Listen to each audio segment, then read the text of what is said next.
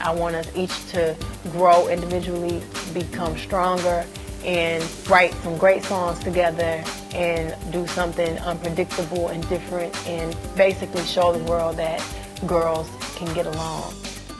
The Writings on the Wall was released on July the 27th, 1999 and shot up the Billboard chart to number 6. It stayed in the top 10 for 9 months. And just as it seemed that the world was theirs to command, it all began to go horribly wrong, with the events that followed thrusting the Knowles family into the harsh realities of the more cutthroat side of the music business. Bitterness and acrimony that surrounded a catastrophic split within the group, and at the centre of it all, whether she liked it or not, whether she deserved it or not, would be Beyoncé. LaToya has said that she was lying in bed one day when the DJ came on the radio with the news that there'd been a split in Destiny's Child, and that 2 of the girls were going out of the group. Latavia said that she too was listening to the radio when she heard that Destiny's Child had filmed a video for the single Say My Name from the group's second album. This surprised her, mainly because she hadn't been there. Putting 2 and 2 together, she realised that somebody else had taken her place.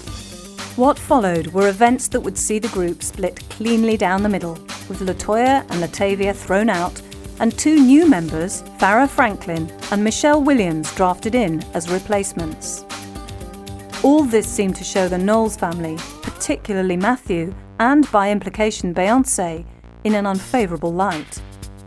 Rather than get LaToya and Latavia together and warn them that if they didn't shape up, they were out of the group, it seemed the family had gone behind their backs to find replacements for them, without bothering to tell them, and leaving them to find out for themselves the hard way. To hear over the radio something so devastating, after almost 10 years in the group, must have been traumatic and humiliating. To make matters worse, Matthew referred to them in the press as the backing singers LaToya and Latavia. This was despite the fact that all 4 girls were receiving writing credits on the group's songs, indicating that they were something more than a living backdrop for the talents of Kelly and Beyoncé.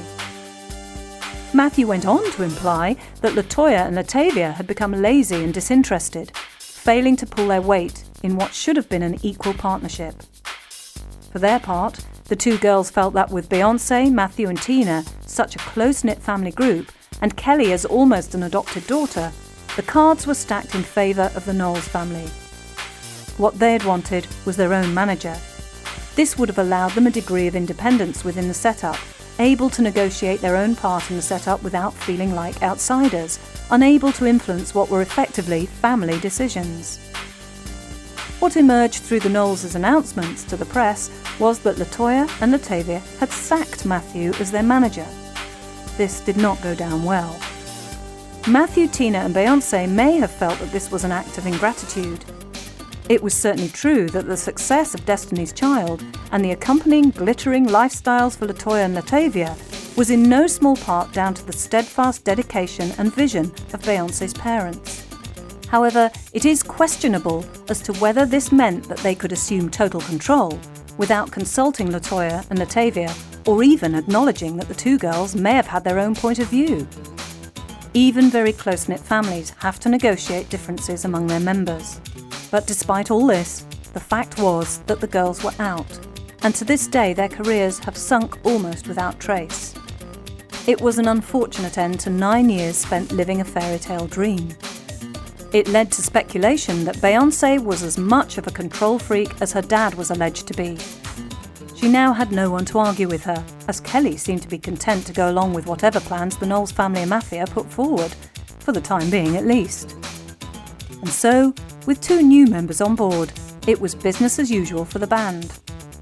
However, after just 5 months at Camp Destiny, Farrah Franklin decided she'd had enough.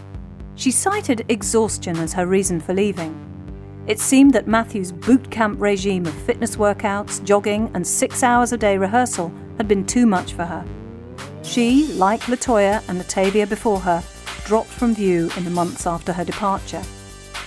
It seemed there was room at the top only for Destiny's Child, no matter who, apart from Beyoncé and Kelly, they might be.